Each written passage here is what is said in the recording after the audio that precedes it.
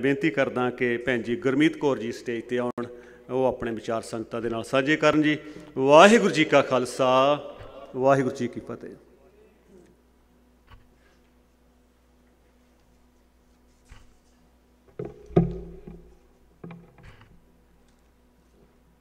ਸਤਿਗੁਰਾਂ ਦੀ ਗੋਦ ਵਿੱਚ ਨਿਵਾਜੀ ਪਿਆਰੀ ਸਾਧ ਸੰਗਤ ਜੀ, ਵਾਹਿਗੁਰੂ ਜੀ ਕਾ ਖਾਲਸਾ, ਵਾਹਿਗੁਰੂ ਜੀ ਕੀ ਫਤਿਹ। ਠੀਕ 25 ਵਰ੍ਹਾਂ ਪਹਿਲਾਂ ਇੱਥੇ ਹੀ ਖੜੋ ਕੇ ਸਰਦਾਰ ਜਸਵੰਤ ਸਿੰਘ ਖਾਲੜਾ, ਸ਼ਹੀਦ ਜਸਵੰਤ ਸਿੰਘ ਖਾਲੜਾ ਨੇ ਆਪਣੀ ਤਕਰੀਰ ਵਿੱਚ ਇੱਕ ਬਾਤ ਪਾਈ ਸੀ। ਉਹ ਬਾਤ ਅੱਜ ਮਨੁੱਖੀ ਅਧਿਕਾਰਾਂ ਦੇ ਰਾਖਿਆਂ ਦੇ ਦਿਲ ਦੀ ਆਵਾਜ਼ ਬਣ ਚੁੱਕੀ ਹੈ। ਕਿਉਂਕਿ ਮੈਂ ਇੱਕ ਬਾਲ ਸਾਹਿਤਕਾਰ ਹਾਂ ਅਤੇ ਬੱਚਿਆਂ ਲਈ ਬਾਤਾਂ ਦੀਆਂ ਕਿਤਾਬਾਂ ਲਿਖਦੀ ਹਾਂ। ਇਹ ਬਾਤ ਮੈਂ ਤੁਹਾਡੇ ਨਾਲ ਸਾਂਝੀ ਕਰਨਾ ਚਾਹੁੰਦੀ ਹਾਂ ਅਤੇ ਇਹੀ ਬਾਤ ਮੈਂ ਇਸ ਕਿਤਾਬ ਦੇ ਆਰੰਭ ਵਿੱਚ ਵੀ ਲਿਖੀ ਹੈ। ਜਦ ਸੂਰਜ ਪਹਿਲੀ ਵਾਰ ਅਸਤਣ ਲੱਗਾ ਤਾਂ ਜਿਉਂ-ਜਿਉਂ ਉਹ ਆਪਣਾ ਪੰਧ ਮੁਕਾ ਰਿਹਾ ਸੀ, ਚਾਨਣ ਘਟ ਰਿਹਾ ਸੀ, ਚਾਨਣ ਘਟ ਰਿਹਾ ਸੀ ਅਤੇ ਹਨੇਰੇ ਦੀ ਆਮਦ ਦੇ ਨਿਸ਼ਾਨ ਪ੍ਰਗਟ ਹੋ ਰਹੇ ਸਨ। ਤਾਂ ਕਹਿੰਦੇ ਆ ਲੋਕਾਂ ਵਿੱਚ ਹਾਹਾਕਾਰ ਮਚ ਗਈ ਕਿ ਸੂਰਜ ਛੁਪ ਜਾਊਗਾ, ਹਨੇਰਾ ਪਸਰ ਜਾਊਗਾ, ਕਿਸੇ ਨੂੰ ਕੁਛ ਦਿਸੂ ਨਾ, ਸਾਡਾ ਕੀ ਬਣੂਗਾ। ਦੁਨੀਆ ਫਿਕਰਮੰਦ ਸੀ ਪਰ ਸੂਰਜ ਅਸਤਿਆ। ਹਨੇਰੇ ਨੇ ਆਪਣਾ ਜੌਹਰ ਦਿਖਾਉਣ ਲਈ ਧਰਤੀ 'ਤੇ ਪੈਰ ਧਰਿਆ। ਪਰ ਕਹਿੰਦੇ ਆ ਕਿ ਦੂਰ ਕਿਸੇ ਝੋਪੜੀ ਵਿੱਚ ਇੱਕ ਦੀਪਕ ਨੇ ਸਿਰ ਚੁੱਕਿਆ। ਉਸਨੇ ਕਿਹਾ, ਮੈਂ ਹਨੇਰੇ ਨੂੰ ਆਪਣੇ ਲਾਗੇ ਨਹੀਂ ਲੱਗਣ ਦੇਵਾਂਗਾ, ਮੈਂ ਆਪਣੇ ਆਲੇ ਦੁਆਲੇ ਤਾਂ ਚਾਨਣ ਕਾਇਮ ਕਰਾਂਗਾ। ਤਾਂ ਉਸ ਦੀਪਕ ਨੂੰ ਦੇਖ ਕੇ ਕਹਿੰਦੇ ਹੈ ਕਿ ਹਰ ਝੁੱਗੀ ਝੋਪੜੀ ਵਿੱਚੋਂ ਇੱਕ ਦੀਪਕ ਉੱਠਿਆ ਅਤੇ ਦੁਨੀਆ ਹੈਰਾਨ ਰਹਿ ਗਈ ਕਿ ਇਹਨਾਂ ਦੀਪਕਾਂ ਨੇ ਹਨੇਰੇ ਨੂੰ ਪਸਰਨੋਂ ਰੋਕ ਲਿਆ ਅਤੇ ਲੋਕੀ ਦੇਖ ਸਕੇ। ਸਿਰਫ 5 ਮਹੀਨਿਆਂ ਬਾਅਦ ਇਸ ਦੀਪਕ ਦੀ ਲੋ ਨੂੰ ਬੁਝਾ ਦਿੱਤਾ ਗਿਆ, ਪਰ ਬੁੱਝਣ ਤੋਂ ਪਹਿਲਾਂ ਉਹ ਅਨੇਕਾਂ ਚਿਰਾਗਾਂ ਨੂੰ ਰੋਸ਼ਨ ਕਰ ਗਈ। ਇਸ ਮਰਜੀਵੜੇ ਦੀ ਇਹ ਬਾਤ ਸਾਡੇ ਮਨਾਂ ਨੂੰ, ਸਾਡੇ ਬਾਲਾਂ ਨੂੰ ਵੀ ਚਿਰਾਗਾਂ ਵਾਂਗ ਰੋਸ਼ਨ ਕਰਦੀ ਰਹੇ। ਸੋ ਇਹ ਕਿਤਾਬ ਮੈਂ ਇਸ ਕਰਕੇ ਲਿਖੀ ਹੈ।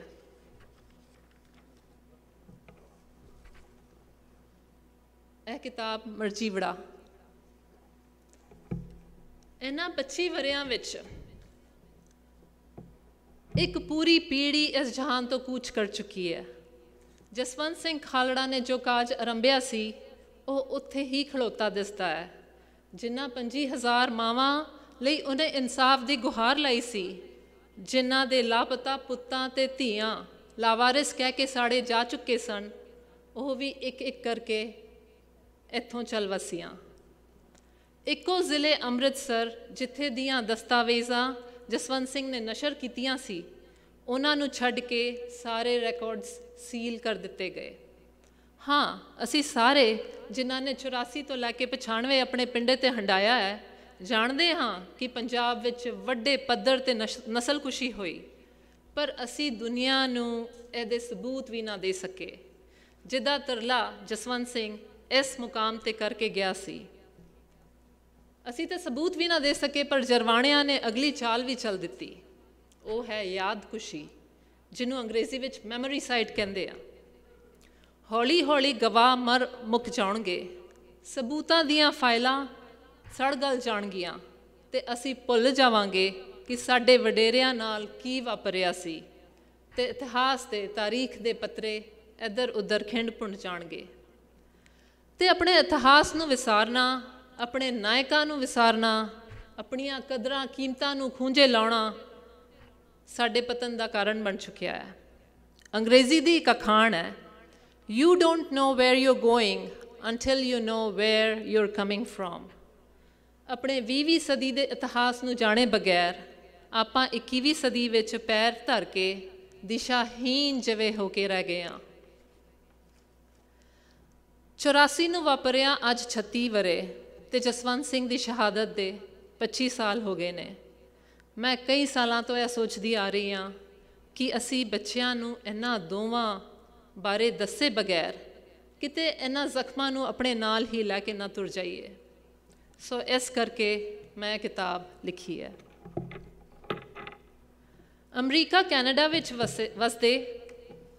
ਵਸਦਾ ਕੋਈ ਐਸਾ ਬੱਚਾ ਨਾ ਹੋਵੇਗਾ ਜਿਹੜਾ doctor Martin Luther king junior ਦੇ ਨਾਮ ਤੋਂ, ਉਹਨਾਂ ਦੇ ਜੀਵਨ ਮਕਸਦ ਤੋਂ, ਉਹਨਾਂ ਦੇ ਕੰਮ ਤੋਂ ਤੇ ਉਹਨਾਂ ਦੀ ਮਸ਼ਹੂਰ ਤਕਰੀਰ ਆਈ ਹੈਵ ਅ ਡਰੀਮ ਦੇ ਨਾਲ ਵਾਕਿਫ ਨਾ ਹੋਵੇਗਾ।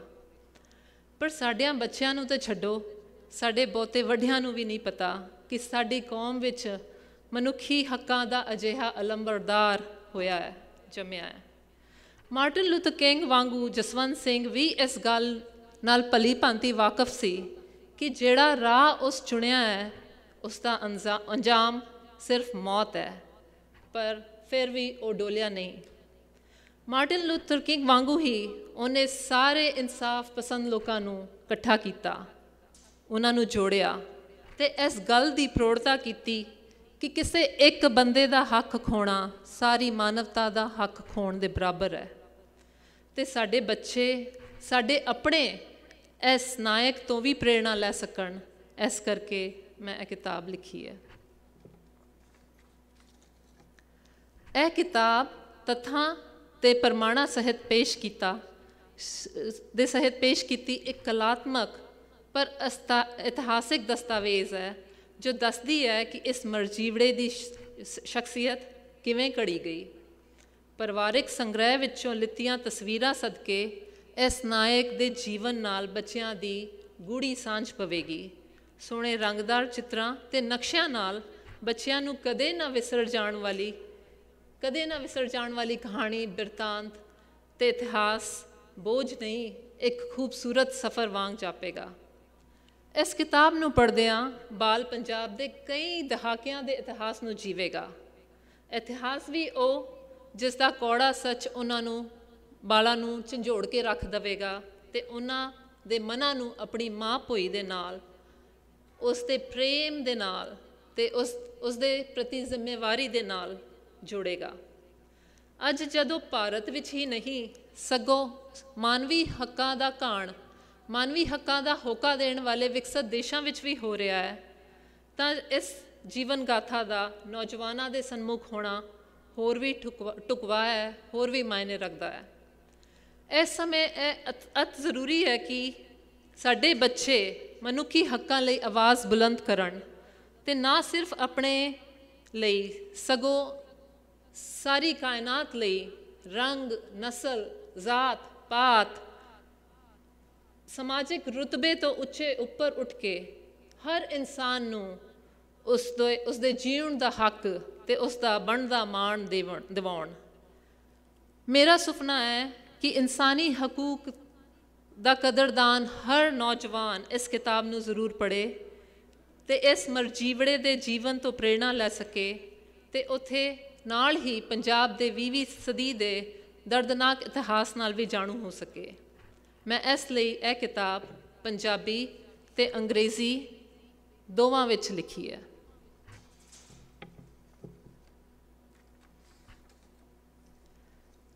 ਇਹ ਕਿਤਾਬ ਦੀ ਵਿਉਂਤਬੰਦੀ ਇਸ ਤਰ੍ਹਾਂ ਹੈ ਕਿ ਇਸ ਵਿੱਚ ਜਸਵੰਤ ਸਿੰਘ ਦੇ ਜੀਵਨ, ਸੋਚ, ਸੰਘਰਸ਼, ਯੋਗਦਾਨ ਅਤੇ ਸ਼ਹੀਦੀ ਨੂੰ ਹੀ ਨਹੀਂ ਦਰਸਾਇਆ ਗਿਆ, ਸਗੋਂ ਉਹਦੇ ਸਫ਼ਰ ਵਿੱਚ ਆਈਆਂ ਵਿਚਾਰਧਾਰਾਵਾਂ ਅਤੇ ਪੰਜਾਬ ਦੀ ਤਾਰੀਖ ਦਾ ਵੀ ਵਿਸਤਾਰ ਹੈ।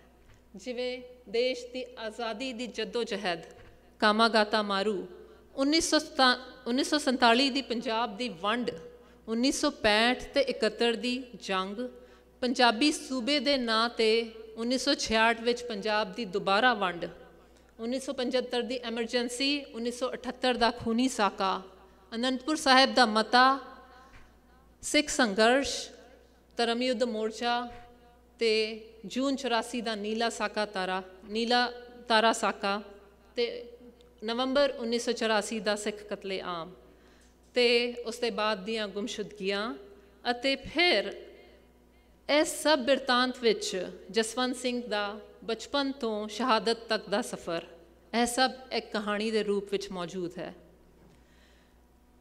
ਇਹ ਇਸ ਮਰਜੀਵੜੇ ਜਸਵੰਤ ਸਿੰਘ ਖਾਲੜਾ ਦੀ ਮਾਂ ਮੁਖਤਿਆਰ ਕੌਰ ਦੀ ਵੀ ਕਹਾਣੀ ਹੈ, ਜੋ ਲਾਪਤਾ ਪੁੱਤਾਂ ਦੀਆਂ ਮਾਵਾਂ ਦੀ ਲੜੀ ਵਿੱਚ 25,001ਵੀਂ ਮਾਂ ਬਣ ਗਈ।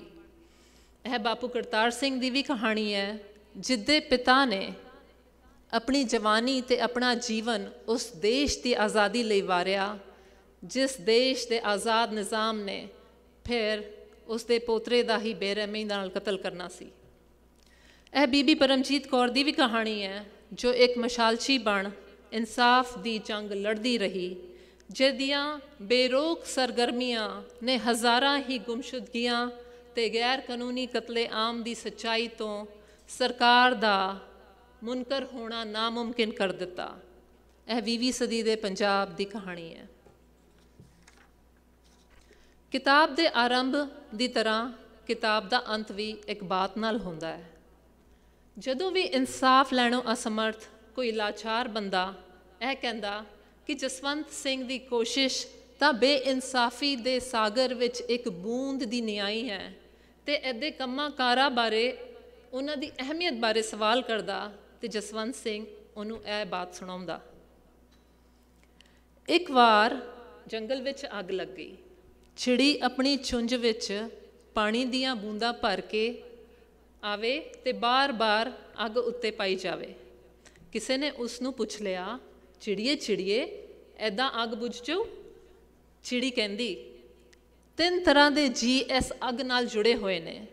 ਪਹਿਲੇ ਉਹ ਜਿਨ੍ਹਾਂ ਕਰਕੇ ਇਹ ਅੱਗ ਲੱਗੀ ਹੈ, ਦੂਜੇ ਉਹ ਜਿਹੜੇ ਚੁੱਪਚਾਪ ਤਮਾਸ਼ਾਈ ਬਣ ਖੜੇ ਨੇ, ਤੇ ਤੀਜੇ ਉਹ ਨੇ ਜੋ ਇਸ ਅੱਗ ਨੂੰ ਬੁਝਾਉਣ ਵਾਸਤੇ ਆਪਣਾ ਸਾਰਾ ਵਾਹ ਲਾ ਰਹੇ ਨੇ। ਮੈਨੂੰ ਨਹੀਂ ਪਤਾ ਕਿ ਇਹ ਅੱਗ ਬੁਝੇਗੀ ਕਿ ਨਹੀਂ, ਪਰ ਕੱਲ੍ਹ ਨੂੰ ਕੋਈ ਇਹ ਬਾਤ ਪਾਵੇਗਾ ਤੇ ਮੇਰਾ ਨਾਂ ਨਾ ਤੇ ਉਹਨਾਂ ਵਿੱਚ ਆਵੇਗਾ ਜਿਨ੍ਹਾਂ ਨੇ ਇਹ ਅੱਗ ਲਾਈ ਹੈ, ਨਾ ਤੇ ਉਹਨਾਂ ਵਿੱਚ ਜੇ ਚੁੱਪਚਾਪ ਖੜੇ ਹੋ ਕੇ ਤਮਾਸ਼ਾ ਵੇਖਦੇ ਨੇ। ਮੇਰਾ ਨਾਂ ਉਹਨਾਂ ਵਿੱਚ ਆਵੇਗਾ ਜਿਨ੍ਹਾਂ ਨੇ ਇਸ ਅੱਗ ਨੂੰ ਬੁਝਾਉਣ ਲਈ ਆਪਣਾ ਸਾਰਾ ਵਾਹ, ਆਪਣਾ ਸਾਰਾ ਹੀਲਾ ਲਾ ਦਿੱਤਾ, ਸਾਰਾ ਜ਼ੋਰ ਲਾ ਦਿੱਤਾ। ਅਕਸਰ ਸਾਨੂੰ ਲੱਗਦਾ ਹੈ ਕਿ ਸਾਡੀ ਮਾੜੀ ਮੋਟੀ ਤੇ ਇਕੱਲਿਆਂ ਦੀ ਕੋਸ਼ਿਸ਼ ਨਾਲ ਕੋਈ ਬਹੁਤਾ ਫਰਕ ਨਹੀਂ ਪੈਣ ਵਾਲਾ, ਪਰ ਇਹ ਤਾਂ ਇਤਿਹਾਸ ਹੀ ਦੱਸੇਗਾ ਕਿ ਸਾਡਾ ਨਾਂ ਕਿਹਨਾਂ ਵਿੱਚ ਆਵੇਗਾ। ਸਿਰਫ 43 ਸਾਲ ਦੀ ਛੋਟੀ ਜਿਹੀ ਉਮਰ ਵਿੱਚ ਜਸਵੰਤ ਸਿੰਘ ਨੇ ਐਸੇ ਪੂਰਨੇ ਪਾਏ ਕਿ ਜਦ ਤੱਕ ਅਸੀਂ ਉਹਨੂੰ ਯਾਦ ਰੱਖਾਂਗੇ ਤਾਂ ਤੱਕ ਨਿੱਕੀਆਂ ਨਿੱਕੀਆਂ ਝੌਂਪੜੀਆਂ ਵਿੱਚੋਂ ਦੀਪਕ ਹਨੇਰੇ ਨੂੰ ਵੰਗਾਰਦੇ ਰਹਿਣਗੇ, ਤੇ ਨਿੱਕੀਆਂ ਨਿੱਕੀਆਂ ਚਿੜੀਆਂ ਚੁੰਝਾਂ ਵਿੱਚ ਪਾਣੀ ਭਰ ਕੇ ਅੱਗ ਬੁਝਾਉਣ ਦਾ ਹੀਲਾ ਕਰਦੀਆਂ ਰਹਿਣਗੀਆਂ। ਜਸਵੰਤ ਸਿੰਘ ਖਾਲੜੇ ਦਾ ਜੀਵਨ ਸਾਨੂੰ ਸਿਖਾਉਂਦਾ ਹੈ ਕਿ ਸਾਡਾ ਜੀਵਨ ਉਸ ਦੀਪਕ ਜਾਂ ਚਿੜੀ ਨਿਆਈ ਹੋਣਾ, ਕਿਤੇ ਸੜਦੇ ਬਲਦੇ ਤੇ ਕਿਤੇ ਹਨੇਰੇ ਵਿੱਚ ਗੜੁੱਚ ਜੀਵਨ ਦੀ ਮੰਗ ਹੈ।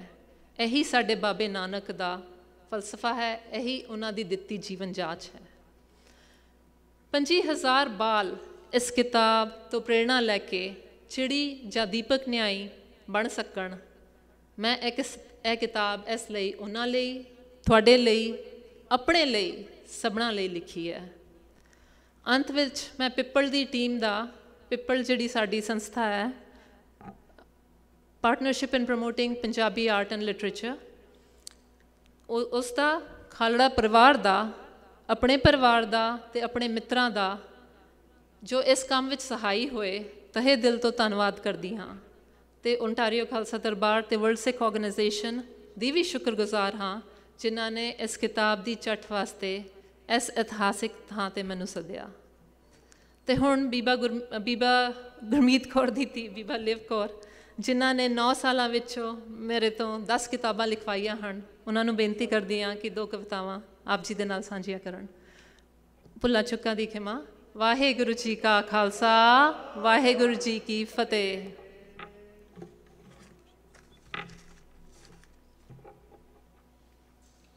ਵਾਹਿਗੁਰੂ ਜੀ ਕਾ ਖਾਲਸਾ, ਵਾਹਿਗੁਰੂ ਜੀ ਕੀ ਫਤਿਹ। ਮੈਂ ਆਪ ਜੀ ਦੇ ਸਾਹਮਣੇ ਅੱਜ 2 ਕਵਿਤਾਵਾਂ ਮਰਜੀਵੜੇ ਜਸਵੰਤ ਸਿੰਘ ਖਾਲੜਾ ਦੇ ਬਾਰੇ ਪੇਸ਼ ਕਰਨ ਵਾਲੀ ਹਾਂ। ਪਹਿਲੀ ਕਵਿਤਾ ਜੋ ਅਕਸ਼ ਕਵਲ ਦੀ ਲਿਖੀ ਹੋਈ ਹੈ, ਮੈਂ ਹੁਣ ਸਾਂਝੀ ਕਰਾਂਗੀ। ਕੀ ਹੁੰਦੇ ਨੇ ਹੱਕ ਮਨੁੱਖੀ, ਕਿਹਨੂੰ ਕੁਰਬਾਨੀ ਕਹਿੰਦੇ ਨੇ, ਉਹੀਓ ਜਾਣਨ ਜ਼ੁਲਮ ਕੀ ਹੁੰਦਾ ਜੋ ਪਿੰਡੇ 'ਤੇ ਸਹਿੰਦੇ ਨੇ। ਸਾਨੂੰ ਆਪਣੇ ਧੜੇ ਪਿਆਰੇ, ਲੋਭੀ ਹਾਂ ਅਸੀਂ ਖੁਆਇਸ਼ਾਂ ਦੇ, ਓੜਕ ਟੋਂਦਾ ਟੁਰ ਗਿਆ ਖਾਲੜਾ, ਬੋਝ ਲਵਾਰਿਸ ਲਾਸ਼ਾਂ ਦੇ। ਓੜਕ ਟੋਂਦਾ ਟੁਰ ਗਿਆ ਖਾਲੜਾ, ਬੋਝ ਲਵਾਰਿਸ ਲਾਸ਼ਾਂ ਦੇ। ਕੀ ਹੁੰਦੇ ਨੇ ਮਾਂ ਦੇ ਹੋ ਕੇ ਕਿਹਨੂੰ ਵਿਛੋੜਾ ਕਹਿੰਦੇ ਨੇ। ਜਾਮ ਸ਼ਹਾਦਤ ਜੋ ਨੇ ਪੀਂਦੇ ਸਦਾ ਅਮਰ ਉਹ ਰਹਿੰਦੇ ਨੇ।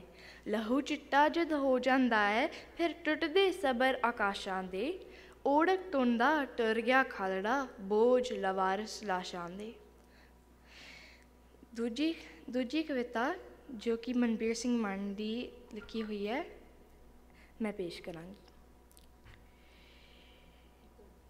ਉਹ ਤਰਤ ਮੇਰੀ ਦਾ ਜਾਇਆ ਜਿਸ ਹਾਦਾ ਨਾਰਾ ਲਾਇਆ। ਲਾ ਵਾਰਿਸ ਕਹਿ ਕੇ ਸਾੜੀਆਂ ਲਾਸ਼ਾਂ ਦਾ ਉਹ ਵਾਰਿਸ ਬਣ ਕੇ ਆਇਆ। ਕਈ ਭੇਤ ਵੀ ਉਹਨੇ ਖੋਲੇ ਜਦੋਂ ਸਿਵੇ ਆਣ ਫਰੋਲੇ। ਸਿਵਿਆਂ ਦੀ ਤੁਕਦੀ ਧੂਣੀ ਚੋਂ ਮਾਂ ਦੇ ਪੁੱਤਰ ਬੋਲੇ। ਨਹਿਰਾਂ ਰੋਹੀਆਂ ਚੁਰਾਹਿਆਂ 'ਤੇ ਸਾਨੂੰ ਬਨ ਕੇ ਮਾਰ ਮੁਕਾਇਆ। ਦਾ ਵਾਰਿਸ ਕਹਿ ਕੇ ਸਾੜੀਆਂ ਲਾਸ਼ਾਂ ਦਾ ਉਹ ਵਾਰਿਸ ਬਣ ਕੇ ਆਇਆ। ਉਹਦੇ ਸੀਨੇ ਦੇ ਵਿੱਚ ਪੀੜਾ ਭਾਵੇਂ ਰਸਤਾ ਬਹੁਤਾ ਭੀੜਾ। ਪੰਜਾਬ ਦੇ ਹੰਝੂ ਪੂੰਝਣ ਲਈ ਇਕੱਲਾ ਹੀ ਤੁਰ ਪਿਆ ਹੀਰਾ।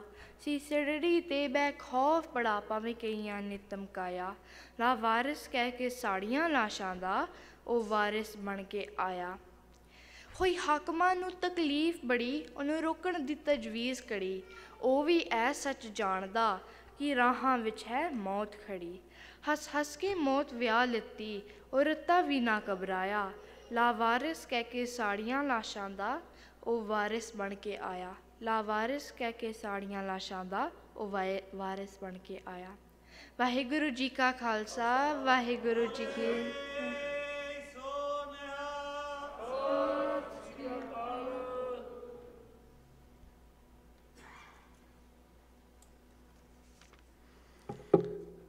ਵਾਹਿਗੁਰੂ ਜੀ ਕਾ ਖਾਲਸਾ ਵਾਹਿਗੁਰੂ ਜੀ ਕੀ ਫਤਿਹ। ਬੇਸ਼ੱਕ ਸਾਡੀ ਭੈਣ ਗੁਰਮੀਤ ਕੌਰ ਜੀ ਨੇ ਬਹੁਤ ਵਧੀਆ ਕੰਮ ਕੀਤਾ, ਬਹੁਤ ਵਧੀਆ ਲਿਖਿਆ, ਬਹੁਤ ਵਧੀਆ ਬੋਲੇ ਨੇ। ਪਰ ਕਹਿੰਦੇ ਨੇ ਜਦੋਂ ਸਾਡੀ ਅਗਲੀ ਜਨਰੇਸ਼ਨ ਸਾਡੀ ਬੇਟੀ ਲਿਵ ਕੌਰ